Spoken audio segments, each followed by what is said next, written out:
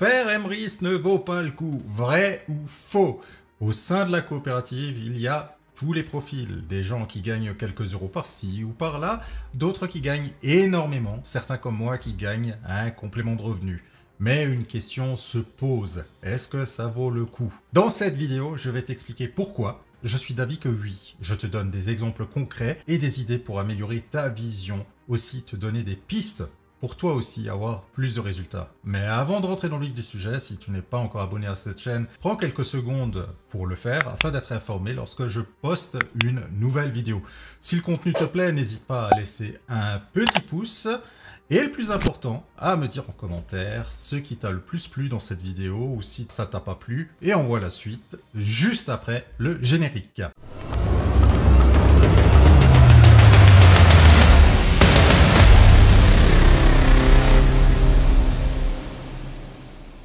Alors certains prétendent que la coopérative est en train de disparaître, qu'elle n'est plus solidaire, que tout va dans la poche de ceux d'en haut, et j'aimerais avec cette vidéo répondre à toutes ces fausses idées. Ça fait plus de 4 ans que je suis chez Emrys, j'ai vu pas mal de beaux changements et j'ai aussi vu des difficultés, comme dans toute société.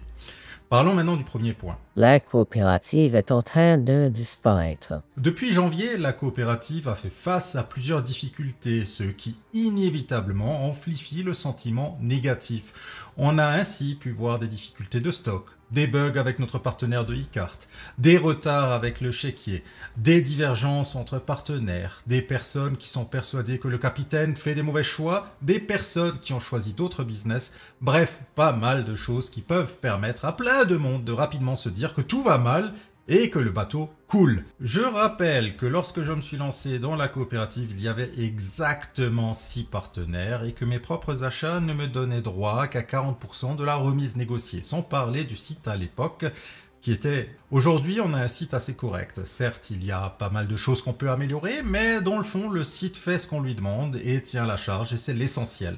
On a plus de 300 partenaires dans tous les domaines de la vie.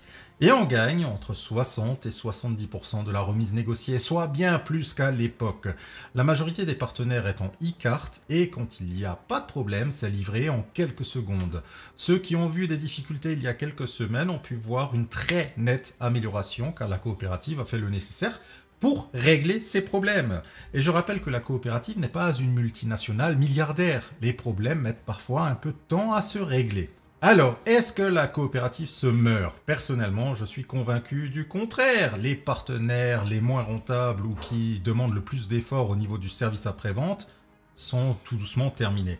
De nouveaux partenaires viennent compléter la liste. La gamme nutrition s'agrandit, les problèmes de livraison ont été résolus. Bref, pour moi, ce sont des signes clairs que la coopérative ne coule pas, mais qu'au contraire, la coopérative fait ce qu'il faut.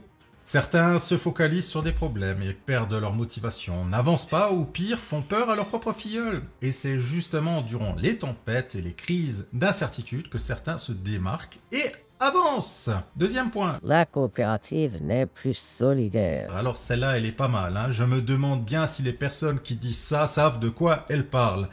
On est passé de 40% de la remise négociée à minimum 60%. On a eu du cashback immédiat pour ceux qui n'ont pas la patience d'attendre. On va avoir une formation de qualité offerte dans les prochains jours. Alors, je suis d'accord, le plan fidélité actuellement est un tout petit peu moins intéressant pour les parrains qui touchent un petit peu moins de micro-commissions qu'avant. Mais est-ce que vos filleuls vont rester dans la coopérative pour gagner eux-mêmes plus ou pour vous faire plaisir vous, hein? Ça, c'est une question intéressante. Pour moi, le plan fidélité est plus solidaire qu'à l'époque où je me suis lancé. Venons-en à une autre idée reçue. Tout va dans la poche de Eater ou de Refeed, rien dans ma poche. Encore une fois, toi qui fais l'achat, tu gagnes 60% si tu es en cashback ou 70% si tu es en Emrys Coin. La différence de 10%, c'est la marge Emrys. Emrys ne prend pas 10% avec les Emrys Coin car elle fait déjà une marge sur les arbres fidélité. Je rappelle qu'Emrys a des salariés qu'il faut payer, un local qu'il faut payer, des charges qu'il faut payer et que la coopérative participe aussi sur les frais de port, ce qui imposte des dépenses énormes pour elle. Et il y aura sans doute du changement d'ici peu. En effet, si tu commandes quelque chose de physique sur Emrys, ça te coûtera 3,70 € de frais de port. Ces 3,70 € inclut aussi l'assurance du contenu, de ton envoi et d'une remise contre signature. Cela peut sembler cher, mais pour info, une lettre recommandée basique avec l'assurance la plus faible sans aucune signature. Je vais te montrer ça. Regarde. Là, je vais sur le site de la Poste. 6,98 €. Voilà, donc Emrys, c'est pas les plus chers. Et les 30% de la remise sont certes redistribués. Je te rappelle que ton parrain, grand-parrain et arrière-grand-parrain gagnent 4% de la remise. Tu touches la plus grosse part du gâteau. Alors oui, certains vont dire que le nombre fait la force, et ils ont raison. Si les grands leaders ou Wilfried gagnent beaucoup, c'est avant tout car ils ont une énorme équipe. Mais rien ne t'empêche de faire pareil, tu as le même plan fidélité qu'eux. Ils n'ont pas été avantagés par rapport à toi, je te le redis, quand je me suis lancé, c'était plus chaotique que maintenant, il y avait 6 partenaires. Bien plus de monde me disait non, car ça ne les concernait pas.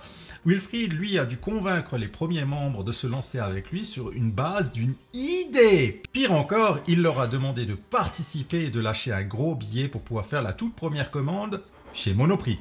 Même moi, qui suis convaincu d'Emrys, je t'avoue que si un ami était venu me voir pour me dire de se lancer dans une idée de business en me demandant de mettre plus de 1000 €, juste sur la base de cette idée, qui à l'époque devait sembler folle, eh bien, même moi, j'aurais sans doute dit non. Donc, dire qu'ils ont été avantagés est vraiment ne pas reconnaître le travail compliqué qu'ils avaient. Et ce n'est pas parce qu'il y a 15 niveaux de profondeur dans la coopérative que c'est forcément pour Wilfried, comme semblent le penser certains. Il y a des membres qui doivent être sur le 30e niveau de profondeur, voire même encore davantage. Et concernant les rangs carrières, là aussi, même s'il n'y a pas de limite de profondeur, il y a quand même une limite de 40% par branche. Je te rappelle que le meilleur enchanteur est Michael Pintel, qui a dépassé les 7 personnes au-dessus de lui. J'ai moi-même dépassé ma marraine. Et si jamais quelqu'un dans mon équipe devient demain encore meilleur que Michael, ça ne servira pas à Wilfried, car sa meilleure branche, celle où il y a Michael, sature déjà. Et comme moi, je suis 3 niveaux sous Michael, ça veut dire que si j'ai un champion qui vient dans mon équipe, eh bien il sera dans la même branche qui sature déjà, et donc ça ne va pas lui permettre d'avoir un autre rang. Donc tu vois, le plan fidélité est le même pour tous, les contraintes sont les mêmes pour tous, et il n'est pas là pour avantager lui ou elle. Si tes résultats ne sont pas assez importants, c'est simplement parce que tu ne fais pas ce qu'il faut, tu ne fais pas ce que d'autres font. Et si le même plan fonctionne chez d'autres et ne fonctionne pas chez toi, c'est que le souci, c'est forcément à ton niveau. Alors je ne gagne pas assez avec Emrys. C'est pas intéressant. Laisse-moi te poser une simple question. Dans la vie professionnelle, que fais-tu lorsque tu ne gagnes pas assez? Tu cherches à convaincre ton patron de faire des heures supplémentaires. Tu cherches à convaincre ton patron de te payer plus. Tu cherches à te former sur d'autres choses pour postuler sur un autre job ou monter en hiérarchie. Tu cherches un second job. Ou pire encore, tu te tournes vers l'illégalité en faisant du travail non déclaré ou en vendant des choses interdites. Alors je dis pas que tu dois faire ça, mais je sais que certains font ça pour s'en sortir. En gros, peu importe le choix, les personnes font des actions différentes et nouvelles pour s'en sortir. Eh bien, dans la coopérative, si tu ne gagnes pas assez, sache que tu as les mêmes leviers. Faire des actions différentes. Déjà, dans un premier temps, tu peux devenir enchanteur, apprendre des stratégies de placement de parts pour optimiser tes cycles. Puis tu peux te former pour avoir un discours plus pro, pour plus facilement avoir des résultats. Et ça tombe bien, il y aura une formation à dispo de tous les enchanteurs début mai. Il me semble même avoir entendu que certaines parties seront peut-être accessibles à des acheteurs enchantés. Ça, on verra. Tu peux te divertir au sein de la coopérative. Beaucoup de membres ne parlent même pas des PME, qui sont pourtant bien plus généreuses que la grande distribution. Encore plus de membres ignorent complètement les compléments alimentaires qui sont pourtant excellents et qui sont les produits les plus généreux de la coopérative. Enfin, une majorité de personnes passent à côté de l'investissement Emrysimo, alors que mathématiquement, on obtient un retour minimum de 27% immédiat si on place par exemple 100 € par mois. Comment? Eh bien ces 100 € font 110 Emrys Cohen, ce qui fait 18 par 1. Et si on les place les unes derrière les autres, en mode seul au monde, on cyclera 3 parts par mois, soit 27 €. Mais un enchanteur sait que ça, c'est pas la bonne solution. Un enchanteur va donc placer ses parts autrement et obtenir bien plus que ces 27% immédiats. Alors bien sûr, le côté investissement, ce n'est pas un rendement au sens bancaire, mais un retour de parts qui se débloque au fil de l'activité collective. Je te rappelle que les parts avancent avec ta propre consommation ou tes propres investissements. La consommation ou l'investissement de ton équipe, la consommation ou l'investissement de ton parrain et de son équipe, la consommation ou l'investissement de ton grand-parrain et de son équipe, la consommation ou l'investissement de l'équipe de toutes les personnes avec qui tu t'es mélangé manuellement. Résultat, ton capital se libère progressivement sans engagement de durée fixe. Enfin, avant de conclure, une entreprise, même leader sur le marché, qui n'évolue pas avec son époque, finit inévitablement par mourir.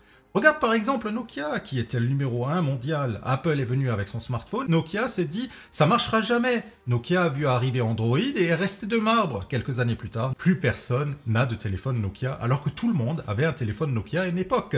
Le fait qu'Emrys évolue et s'adapte est signe clair qu'elle veut rester. Voilà, j'espère que cette vidéo où je te partage mon point de vue permet de te montrer qu'il y a des avis qui sont parfois faux ou injustes, qu'une entreprise a toujours des hauts et des bas, qu'on peut bien entendu critiquer les choses qu'on s'emmerde, mais qu'il est inutile de se tourner des films ou de se dire que tout va mal simplement à cause d'un retard ou d'un dysfonctionnement temporaire. N'hésite pas à partager cette vidéo auprès de ton équipe si tu sens qu'elle est affectée négativement par certains avis un peu trop négatifs sur internet. N'oublie pas de me dire ce que tu penses et on se voit très prochainement pour une autre vidéo. Allez, ciao!